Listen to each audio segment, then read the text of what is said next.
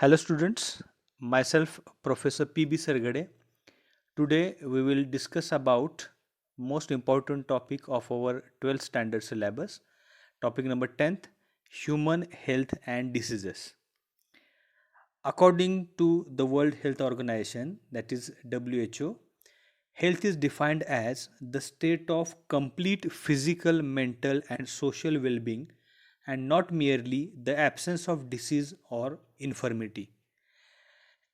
The term immunity means the freedom or exempt. The system which protects us from various infectious agents is called as immune system. Immunity. The term immunity has traditionally referred to as the resistance exhibited by the host towards injury caused by pathogens and their products. Immunology is a branch of science which deals with the study of immune system, immune responses to foreign substances and their role in resisting infections by pathogens.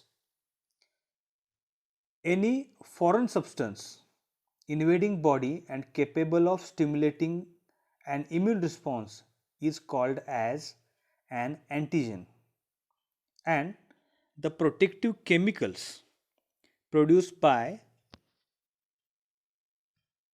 immune cells in response to antigens are called antibodies. Types of immunity. There are two types of immunity as innate or inborn, that it is also called as inherited immunity, and acquired or adaptive immunity. Point number A, innate or inborn immunity. Innate immunity is the resistance to infections that an individual possesses by virtue of his or her genetic makeup. It is the natural inborn defense system of the body. One form of innate immunity comprises the various types of barriers which prevent entry of foreign agents into the body. Skin and mucus covering the body protect against invasion by microorganisms. Mechanism of innate immunity through epithelial surface, antibacterial substance in blood and tissues, microbial antagonism, cellular factor in innate immunity, inflammation, fever, and acute phase proteins. First, epithelial surface. Skin and mucus covering the body protect against invasion by microorganisms. Sebaceous secretions, fatty acids, bactericidal and fungal properties. Skin possesses bactericidal activity. Mucosa of the respiratory tract has several innate mechanisms of defense. The nose prevents entry of microorganisms. The cough reflex is an important defense mechanism of respiratory tract. Mouth, saliva which has inhibitory effect on microorganisms. The next, acidity of gastric secretions in the stomach destroys microorganisms, and the flushing action of urine eliminates bacteria from the urethra. Spermine and zinc present in semen are antibacterial. Second is the antimicrobial substances in blood and tissues. The complement system contains more than 30 serum proteins circulating in the blood in an inactive state. Pathogens activates the complement cascade to eliminate pathogens. The interferons are a class of cytokinins, that is soluble proteins, which protect from viral infections. Third, cellular factors in innate immunity. natural defense against the invasion of blood and tissues by microorganisms. Phagocytic cells, they were discovered by Meshkinov in 1882, are grouped as macrophages and macrophages. They remove foreign particles that enter the body. Lymphocytes, called natural killer cells, is important in non-specific defense against viral infections and tumors. Fourth, fever. Increase in the body temperature following the infection is a natural defense mechanism.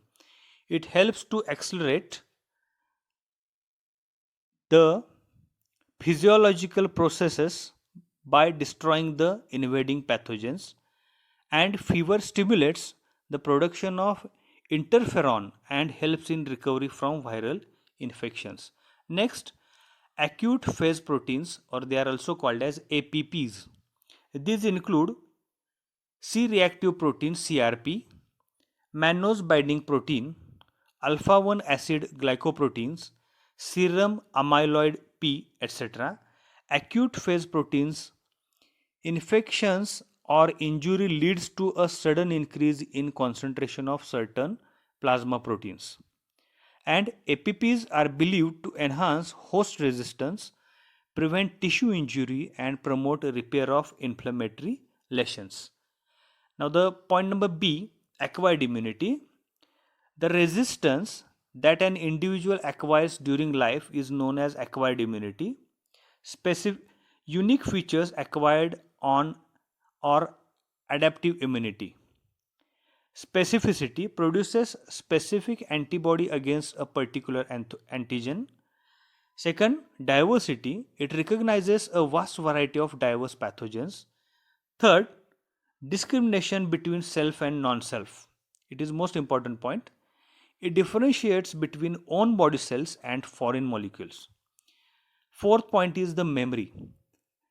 First encounter, when the immune system encounters a specific foreign agent for the first time, it generates an immune response and eliminates the invader.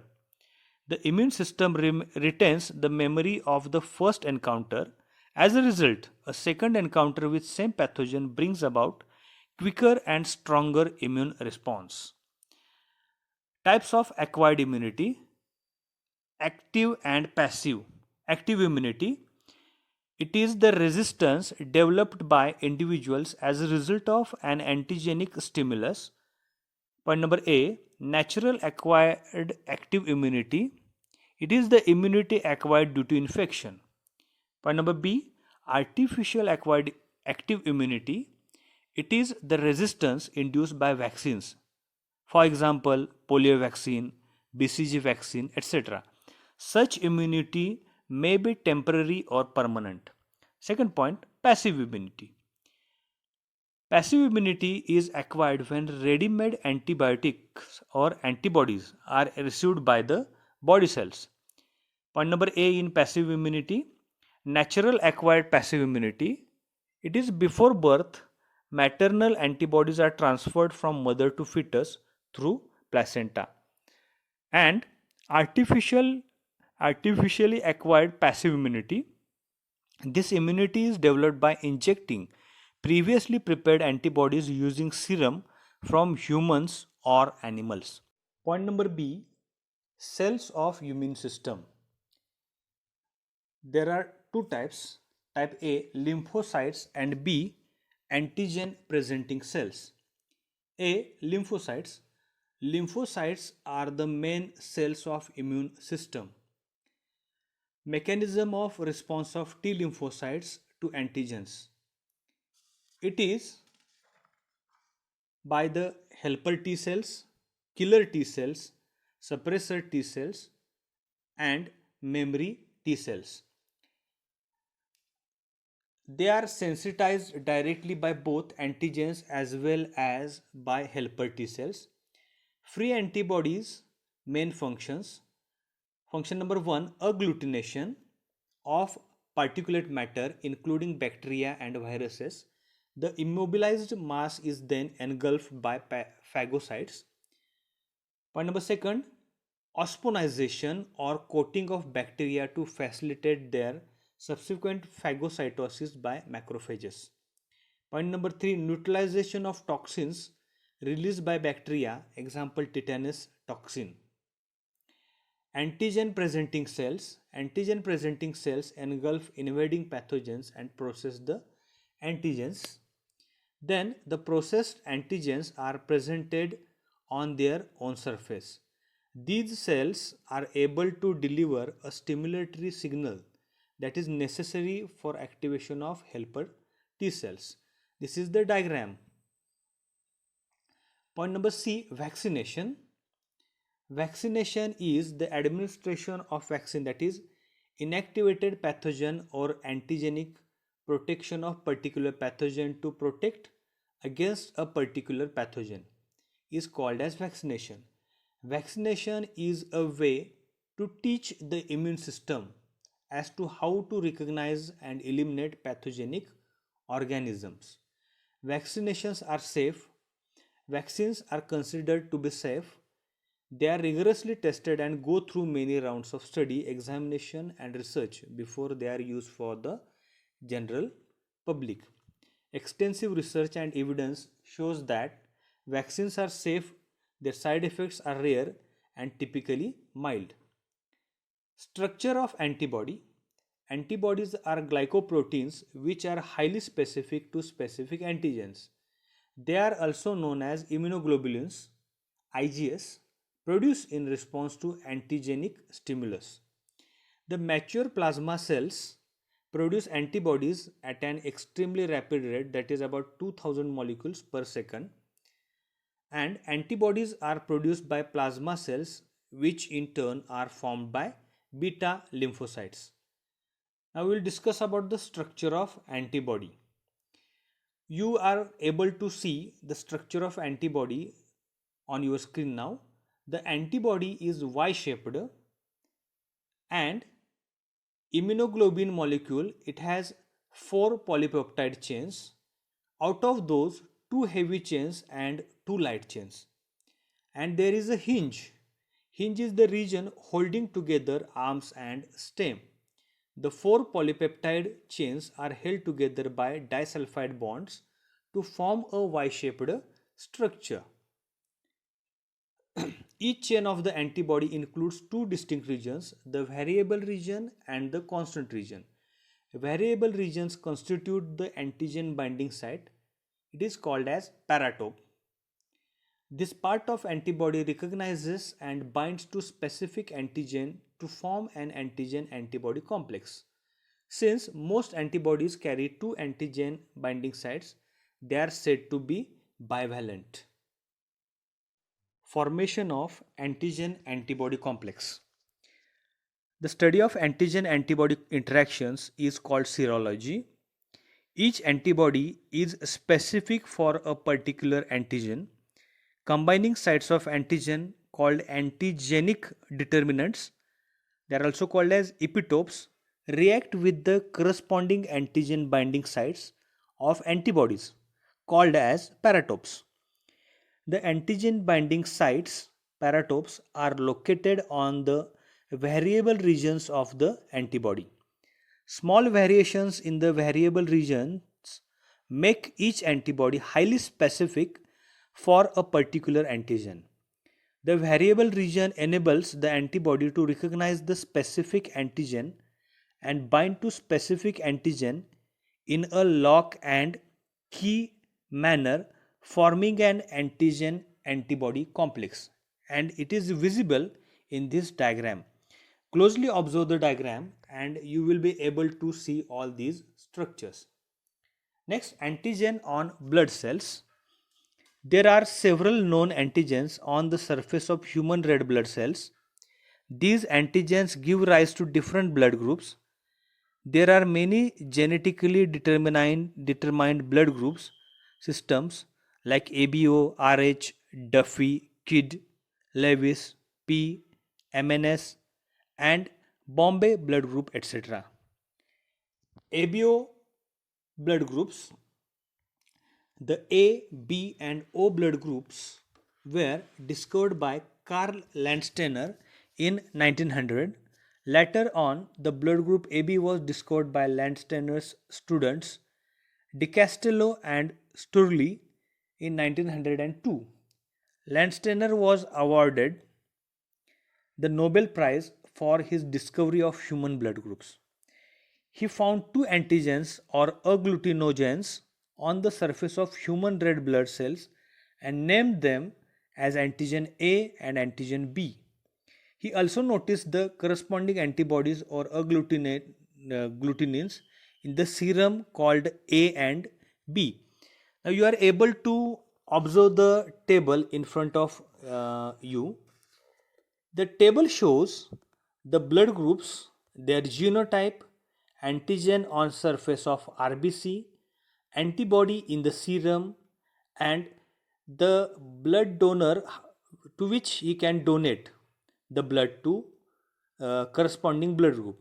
And the next is from the donors from he or her he or she can receive blood from. Now the blood group A, the genotype is IAIA or IAIO, and the antigen antigen on the surface of RBC is antigen A, and antibody in the serum is antibody B. And this person can donate blood to the person having blood group A or AB and can receive the blood from blood group A or blood group O. Now the second blood group is blood group B. It is having genotype IB or IBIO, and the antigen on the surface of RBC is B. Antibody in the serum is antibody A and can donate blood to blood group B and AB and can receive the blood from B and O blood group persons. Now the next blood group is the blood group AB. It is also termed as universal acceptor and the genotype is IA, IB, and antigen on the surface of RBC is A and B, and antibody in the serum is absent. Then he can donate the blood to blood group AB, but that person can receive blood from blood group A, blood group B, blood group AB, and blood group O. So it is called as universal acceptor.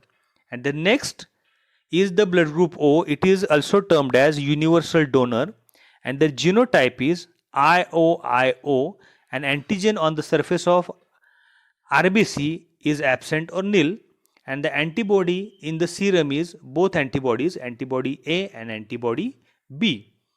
And O blood group persons can donate blood to blood group A, blood group B, blood group AB, and blood group O, but can receive the blood from only from the blood group O.